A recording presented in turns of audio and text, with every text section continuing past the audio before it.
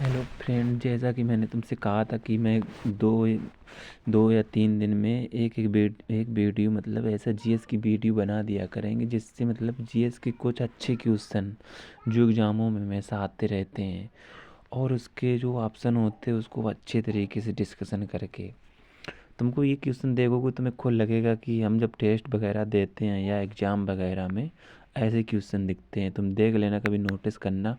और ये बहुत पहले का सेट्स है और इसमें सेम क्वेश्चन 2-3 क्वेश्चन के लमसम जो भी पेपर हुए हैं हमारे अभी रिसेंट में 2024 में अभी हुए जो फरवरी में, इसमें 3 से क्वेश्चन जो पहले से छपे रखे हैं, जो शायद अगर ये कोई 30 या 40 क्वेश्चन पढ़ता तो इसको ये 2-3 क्वेश्चन यहीं से मिल जाते और उसके 3 क्वेश्चन मतलब 6-7 नंबर यहीं से जीएस के फ़ायदा मिलता। हम लोग पढ़े रहते जीएस का, कहीं कोई बुक उठा लेते। मतलब कोई बुक ऐसी पढ़ो जिसमें तुम्हें एग्ज़ाम रिलेटेड क्वेश्चन लगे कि हाँ यही क्वेश्चन हमें लगते कि ऐसे आएंगे। चलो ज़्यादा बातचीत नहीं करते हैं, हम स्टार्ट करते हैं।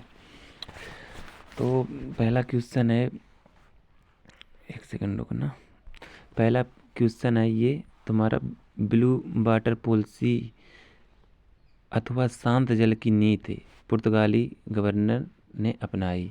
ठीक है, तो ये किसने अपनाई थी? ये फ्रांसिस्को डी अल्मीडा ने अपनाई थी। ठीक है, फ्रांसिस्को डी अल्मीडा ने ये अपनाई थी।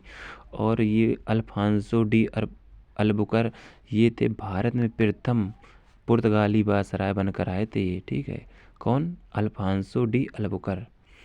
और वास्को ड गामा तुम लोगों को सबको पता होगा कि ये 17 मई 1498 कालीकट में आए थे और जमेरिन ने इनका स्वागत किया था।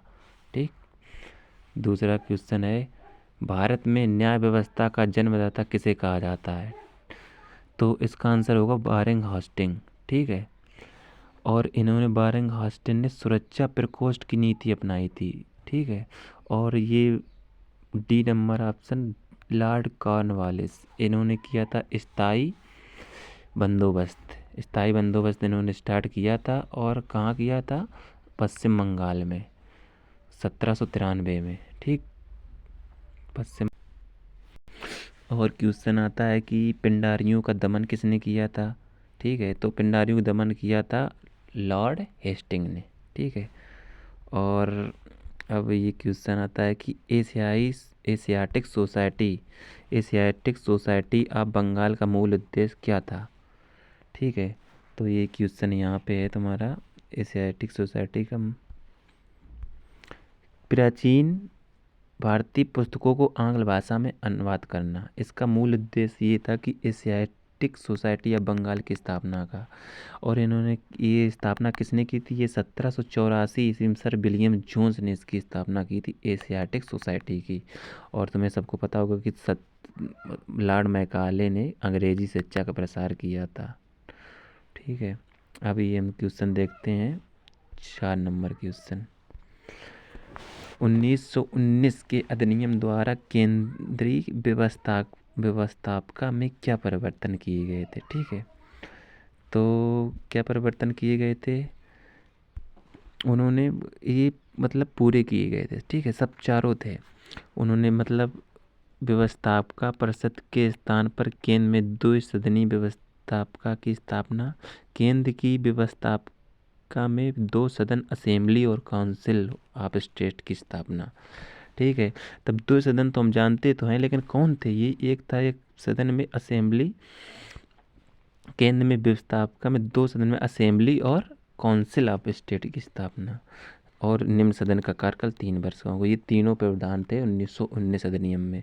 और 1919 अधिनियम के तहत यूपीएससी की स्थापना ली आयोग के द्वारा बनी थी। ठीक है, और इसी में पहली बार महिलाओं को वोट देने का अधिकार मिला था। ठीक है, और ये 5 नंबर क्वेश्चन, जर्मनी में वर्साय की संधि का उल्लंघन कब किया? तो ये 1735 में हुआ था जर्मनी में। क्वेश्चन यही है, सेम आगे लिखकर मैंने आगे बनाया है। तो जर्मनी में वर्साई संधि का उल्लंघन कब किया गया? 1935 में। तुम्हें सबको पता होगा कि 1914 में प्रथम विश्व युद्ध मतलब प्रारंभ हुआ, जो 1918 में ख़त्म हुआ। और 1919 में रोलेक्ट एक्ट आया, जो बिना कानून के अंदर जेल में डाल रहे थे अंग्रेज लोग हम लोगों को। और 1936 में, ये इम्पोर्टेंट पॉइंट है, ऑल इंडिया रेडियो की स्थापना हुई थी। ठीक है।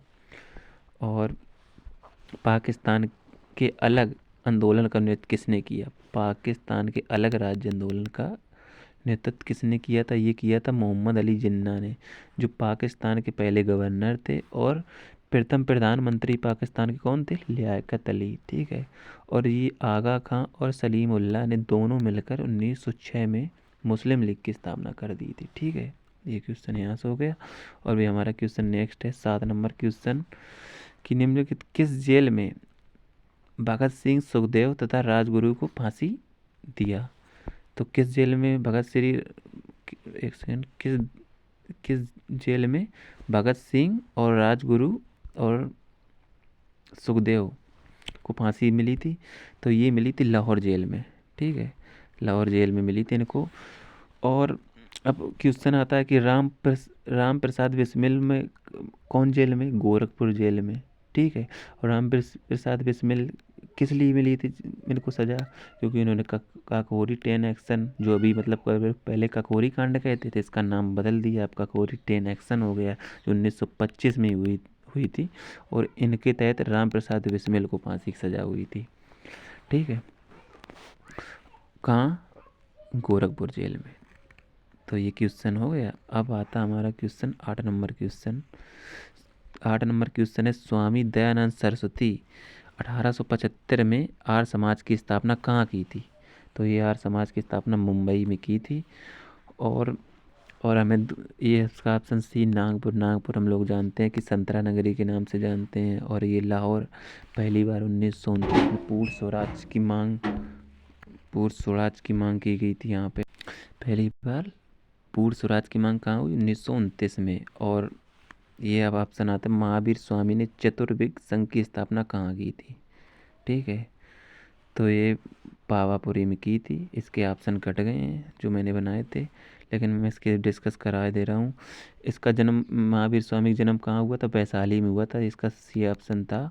और हाँ, पाटलिपुत्र में प्रथम जैन समिति हुई थी। ये पाटलिपुत्र ऑप्शन दिया था। प्रथम जैन समिति पाटलिपुत्र में, और दूसरी कहाँ हुई थी? बल्लवी में। ठीक। और ये क्वेश्चन नंबर 10, स्वतंत्रता की पूर्ण संध्या पर निम्न किस आंदोलन सबसे बड़ा कृषक छापेमार युद्ध देखा गया था? तो ये था तेलंगाना आंदोलन। ठीक है। और ये तेलंगाना आंदोलन कहाँ हुआ था? आंध्र प्रदेश में हुआ था।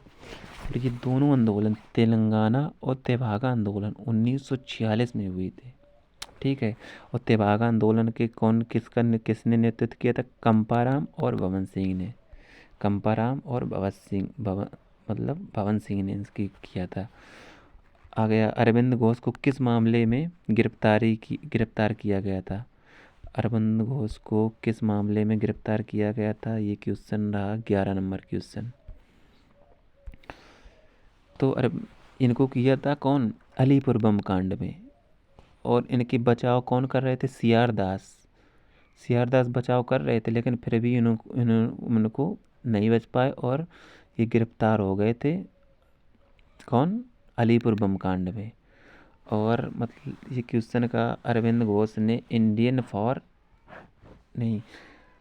सीआर दास ने कौन सी बुक लिखी? तुम्हें पता होगा शायद, इंडियन फॉर इंडियंस। सीआर दास ने बुक लिखी थी इंडियंस फॉर इंडियन। ये लिखने ना, कहीं इसमें लिख नहीं पाए। और ककोरी कांड में तुम्हें पता है 9 अगस्त 1965 को हुआ था। ठीक है। और ये 12 नंबर क्वेश्चन आ गया, भगवान बुद्ध के महाप्रमाण के बाद पहली बौद्ध संगीति कहाँ हुई थी? तो ये पहली बौद्ध संगीति हुई थी तुम्हारी राजागृह। ये क्यों पहला ऑप्शन है राजागृह। और दूसरी वैशाली, तीसरी पाटलिपुत्र और चौथी कुंडलग्राम में। ठीक है। जिसमें पहले के राजागृह के कौन थे? राजागृह के थे अशोक, आजाद शत्रु। ठीक है। और वैशाली के थे कालाशोक, और पाटलिपुत्र के तुम्हारे अशोक, और कुंडलग्राम के कनिष्ठ थे। ठीक है। तो राजागृह किसके थे? आजाद शत्रु।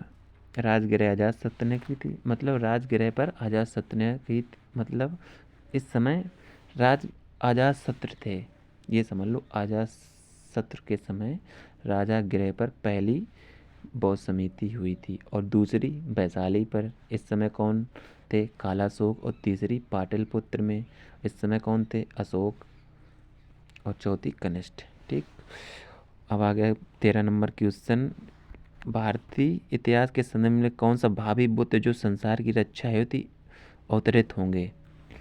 तो ये थे मैत्रेय। ठीक है, इसका क्वेश्चन थोड़ा समझ में नहीं आ रहा है, लेकिन फिर भी बुद्ध की सबसे बड़ी प्रतिमा कुषाण काल में बनाई गई थी। ठीक है, ये याद रख लेना।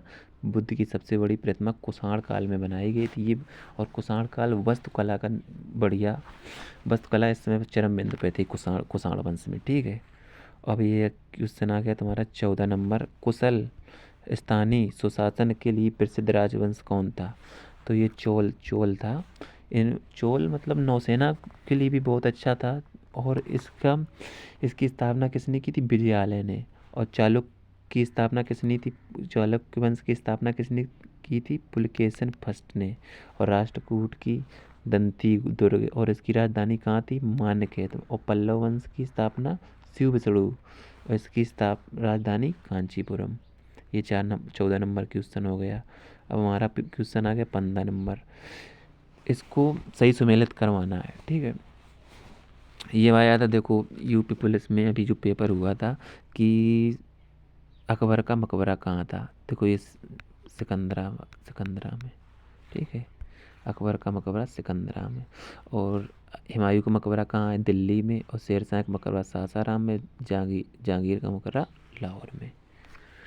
और कुछ इम्पोर्टेंट पॉइंट। दो बार राज्याभिषेक किसने करवाया? औरंगजेब ने। 2 बार राज्याभिषेक किसने करवाया? औरंगजेब ने तुम्हारे 2 बार राज्याभिषेक करवाया था। और ये आ गया तुम्हारा 16 नंबर क्वेश्चन कि किस मध्यकालीन शासक ने रुपया का प्रचलन किया था? रुपया तो तुम्हें पता ही होगा, शेरशाह सूरी ने।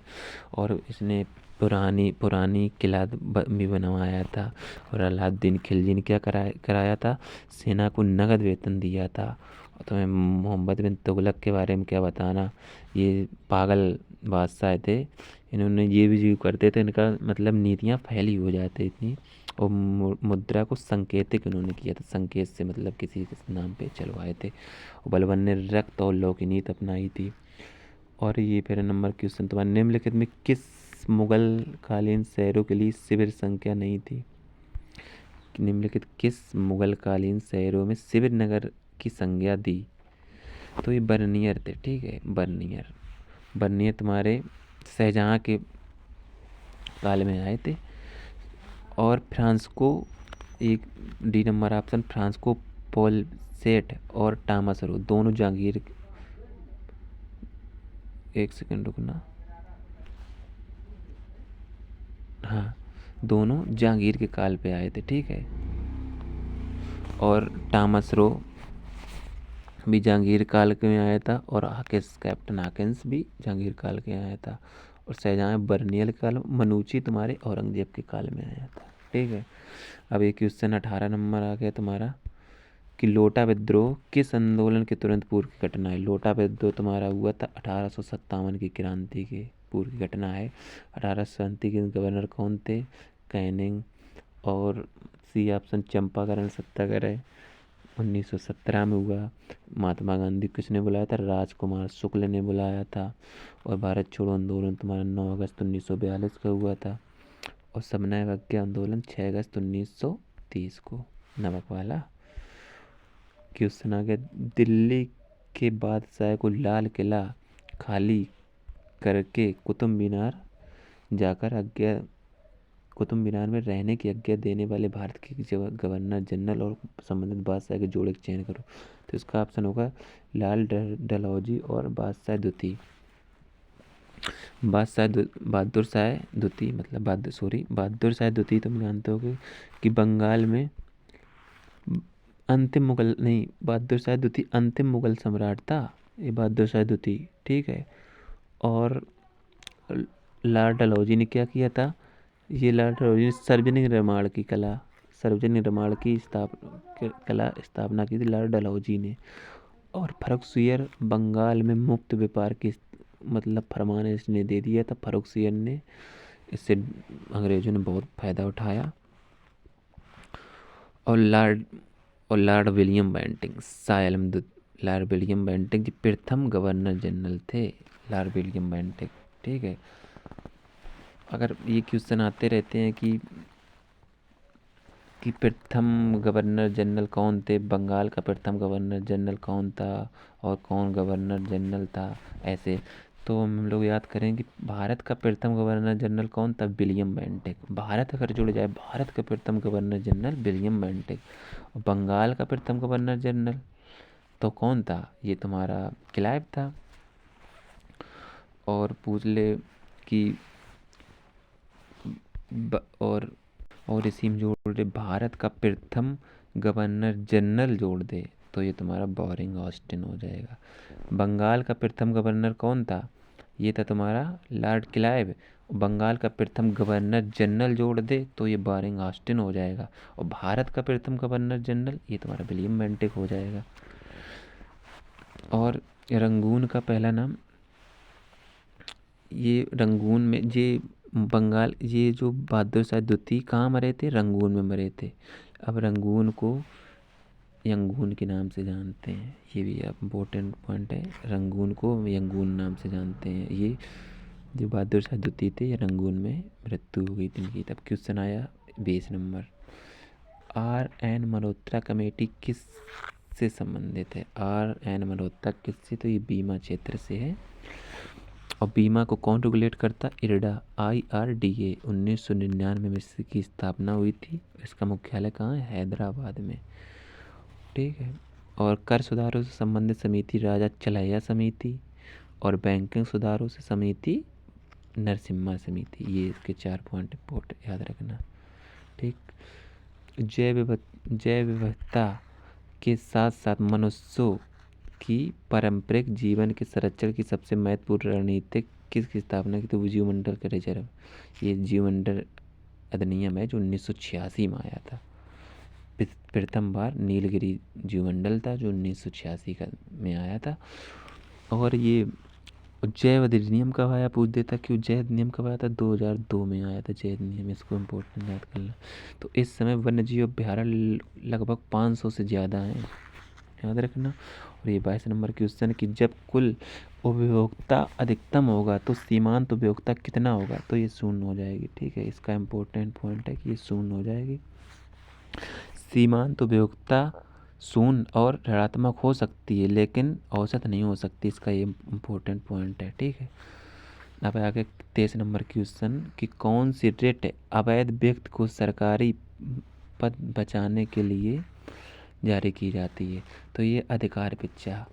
अधिकार पिच्छा यही होता है कि मतलब उस पोस्ट में हो नहीं तुम, लेकिन उसका तुम पोस्ट की तरह, जैसे रेल ट्रेन में जा रहे हैं, तुम्हारा पुलिस वाले टिकट मांगने लगे तो तुम उससे पुलिस वाले से कह सकते तुम्हारा कोई अधिकार नहीं है तुम मेरे, और इसके तहत तुम सुप्रीम कोर्ट 32 के तहत और हाई कोर्ट 226 के तहत जा सकते हो।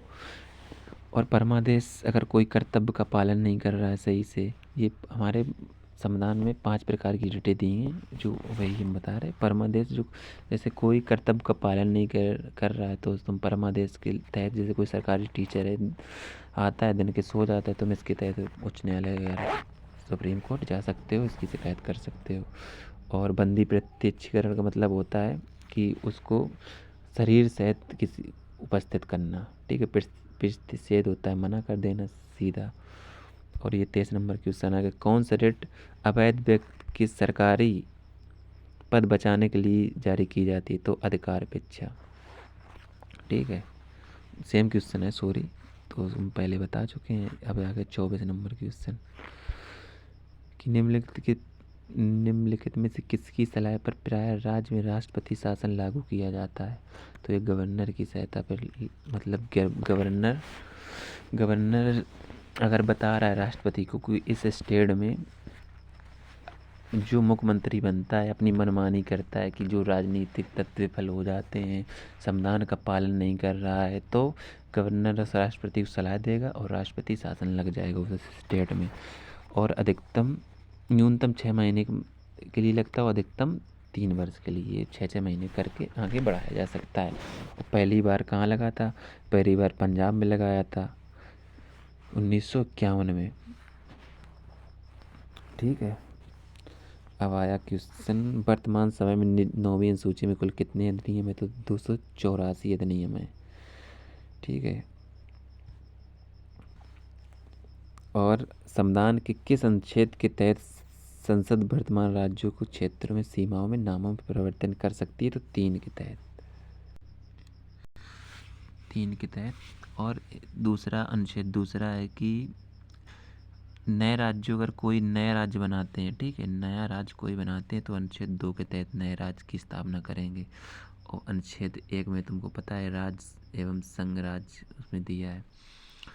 तो रुको एक सेकेंड, भी नए नए वीडियो बनाते हैं तो थोड़ा दिक्कत होती है क्योंकि मुझे ज़्यादा कुछ पता है नहीं। संविधान में पंचायतों के विघटन के प्रयास से संबंधित कथन सही है, तो विघटन का उल्लेख नहीं है। संविधान के पंचायतों संबंधित, ये दूसरा ऑप्शन है, विघटन का उल्लेख नहीं है। ठीक है, तो अगर पंचायती राज का गठन कौन? 40वें आर्टिकल में। ठीक है, ये पता है। बैठक बुलाएगा कौन? ग्राम सभा बुलाएगा। जिला पंचायत के सदस्य के अगर कह रहा है तो बैठक बुला लेगा ग्राम सभा। अनुच्छेद 1 के तहत राज्यों को परिसंघ के बजाय राज्यों का संघ बना लेता है। और इसका ऑप्शन है क्योंकि भारतीय संघ राज्यों के समझौतों का प्रमाण नहीं है। ठीक है, भारतीय संघ राज्य समझौतों का प्रमाण नहीं है।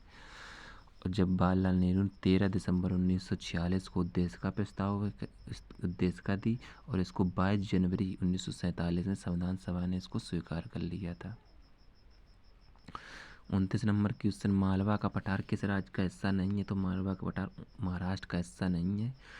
और ये कहाँ का हिस्सा है? राजस्थान, गुजरात और मध्य प्रदेश का, तीनों जगह का है। और ये 30 नंबर क्वेश्चन आ गया, भारत का कौन सा राज्य जैविक खाद्य उत्पादों का सर्वाधिक उत्पादन करता है? तुम्हारा मध्य प्रदेश करता है। पूर्ण जैविक खेती वाला पहला राज्य कौन था? ये तुम्हारा था सिक्किम। सॉरी, दिख नहीं रहा, मैंने स्क्रीन से बनाया तो थोड़ी कोई कट जा रहा था। पूर्ण जैविक खेती करने वाला राज्य कौन था? सिक्किम था। मध्य प्रदेश, भारत कौन सा राज्य जैविक खाद्य उत्पादों का सर्वाधिक उत्पादन करता है? मध्य प्रदेश। ठीक है, भारत में टाइगर राज्य के नाम से कौन जाना था? मध्य प्रदेश। और ये पता है कि 18 राज्यों में टाइगर राज्य के नाम से जाना जाता है मध्य प्रदेश। और यहाँ सोयाबीन भी पैदा होती है, तुम्हें पता है। और असम भूटान के सबसे ज़्यादा साथ सीमा साझा करता है अरुणाचल प्रदेश। और कल बताया था ये म्यांमार के साथ मतलब सीमा साझा करता है सिक्किम, जो क्वेश्चन का मतलब पूर्ण जैविक खेती करने वाला राज्य। ठीक है, 18 प्लस राज्यों पे 18। 32 नंबर क्वेश्चन, निम्न कौन सी विषुवत रेखा को 2 बार काटती है? ठीक है, तो ये जायरो नदी है, इसको ही कांगो नदी कहते हैं। और लिम्पोपो मकर रेखा को 2 बार, और उत्तरी 23.5 डिग्री उत्तरी कर्क रेखा और 23.5 डिग्री दक्षिणी मकर रेखा। नील नदी सबसे बड़ी नदी है, जो मिस्र नील नदी। अमेजन नदी सबसे बड़ी क्षेत्रफल के हिसाब से, मतलब चौड़ाई में। कि तुम्हारा निम्न कौन सी घाटी, ये क्वेश्चन आ गया तुम्हारा 33 नंबर। निम्नलिखित में कौन सी घाटी हिमालय क्षेत्र में स्थित है? तो ये फूलू घाटी, जो चमोली उत्तराखंड में पड़ती है। अराकू घाटी तुम्हारी आंध्र प्रदेश में। कंबन घाटी तमिलनाडु में। शांत घाटी है केरल में। और 34 नंबर क्वेश्चन, निम्नलिखित में से कौन सी पहाड़ी उत्तर से दक्षिण ये ऐसे ऊपर से नीचे? तो अरावली, गिरनार, सतमाला, अनाईवड़ी। पहला ऑप्शन ये नीचे तक है। अरावली तुम्हें राजस्थान, गिरनार गुजरात ऐसे करके, और अनाईवड़ी नीचे पूरी है। ठीक है, और अगर पूछ दे और अरावली सबसे पुरानी और अवशिष्ट है पर्वत है। ठीक है, उत्तरी 35 क्वेश्चन नंबर आ गया, उत्तरी पूर्वी मानसून में सबसे अधिक वर्षा प्राप्त करने वाला राज्य कौन है? तमिलनाडु। और सबसे ज़्यादा वर्षा कहाँ से होती है? दक्षिण पश्चिमी मानसून से भारत में वर्षा होती है। और ये तुम्हें पता है कि असम भूटान के साथ सबसे ज़्यादा सीमा साझा करता है और 4 राज्य बनाते हैं। पश्चिम बंगाल बांग्लादेश के साथ सबसे ज़्यादा सीमा साझा करता है 5 देश। ये क्वेश्चन आया था देखो यूपी पुलिस में भी। बेलाडीले खान किसके लिए प्रसिद्ध है और कहाँ पे है, मतलब लो एक्स के लिए। ये छत्तीसगढ़ में ये लिखा था, छत्तीसगढ़ में है लो एक्स के लिए। नेक्स्ट क्वेश्चन ये आ सकता है मैंगनीज एक्स कहाँ है, उड़ीसा, कोयला रानीगंज, अभ्रक, आंध्र प्रदेश, याद रखना। नेक्स्ट क्वेश्चन, इनमें से कौन सा शहर मेगा सिटी के नाम से नहीं जाना जाता है। तो मेगा सिटी के नाम से नहीं जाता तो चेन्नई, और बाकी सभी 10 लाख से भी ज़्यादा 20 लाख से ज़्यादा जनसंख्या है मुंबई, कोलकाता और दिल्ली। कोलकाता की स्थापना 1620 में स्थापना, कोलकाता की स्थापना 1690 में जाप चारनाक ने की थी। और 1912 से पहले राजधानी कहाँ थी, कोलकाता थी। अभी 1912 के बाद दिल्ली राजधानी बनाई गई। मुंबई का नाम पहले बम्बई था, 1995 के बाद मुंबई कर दिया गया। चेन्नई पहले मद्रास के नाम से जानते थे, अब इस समय 1996 में चेन्नई नाम से जानने लगे। ठीक। 38 क्वेश्चन नंबर शरीर से हृदय की ओर रक्त ले जाने वाली रक्त वाहिनियों को क्या कहा जाता है, इसको सिरा कहा जाता है। इसमें सिराओं में अशुद्ध रक्त बहता है और धमनियों में शुद्ध रक्त बहता है। लेकिन अगर उल्टा इसी का परमोली सिरा हो जाए तो इसमें अशुद्ध हो परमोली सिरा हो जाएगा तो इसमें शुद्ध हो जाएगा, परमोली धमनी हो जाएगा तो इसमें अशुद्ध हो जाएगा। बस इतना याद रखना, ठीक है। नेक्स्ट क्वेश्चन, सफ़ेद फेफड़ा रोग किस उद्योग के मजदूरों से अधिक होता है। तो ये तुम्हारा सफ़ेद रुई होती है, तो ये रुई के उद्योग से होता है। ब्लैक काला तो कोयला उद्योग से होता है ब्लैक लंग रोग। और ये सीमेंट उद्योग होता है साइटोसिलोसिस नामक सीमेंट उद्योग से होता है। ये 40 नंबर क्वेश्चन तुम्हारा, निम्नलिखित में से कौन मानव गुर्दे का समान कार्य नहीं है। तो मानव रक्त में शर्करा की मात्रा का नियंत्रण करना इनका मानव गुर्दे का कार्य नहीं। बाकी ये 3 है कि यूरिया को छानकर बाहर करना, हार्मोन का स्रावण करना, रक्त को की मात्रा का नियंत्रण करना, ये मानव गुर्दे का कार्य है। ठीक है। तो नेफ्रॉन की गुर्दे की इकाई क्या होती है, नेफ्रॉन। और इसकी यूरिया का फार्मूला क्या होता है, यूरिया का फार्मूला NH2CuNH2। सबसे सर्वप्रथम बोलन ने यूरिया की खोज की थी, ठीक है। और वृक्क रोग किस प्रदूषण के कारण मानव में होता है, वृक्क होता है कैडमियम के कारण। कैडमियम के कारण हेटाइटाई रोग होता है, रक्त की कमी से एनीमिया रोग हो जाता है। B12 कैंसर के इलाज के लिए कोबाल्ट कार्बन यौगिक। चलो यहीं क्लास ख़त्म करते, लेकिन कल से थोड़ा टाइम कहीं जाना है तो इसलिए जल्दी जल्दी वीडियो बना दी है। लेकिन ये अच्छे से नोट्स बना लेना जिसके तुम्हें लगे कि ये इम्पोर्टेंट है क्वेश्चन। बाकी बाय बाय टाटा, फिर मिलते हैं नेक्स्ट क्लास में।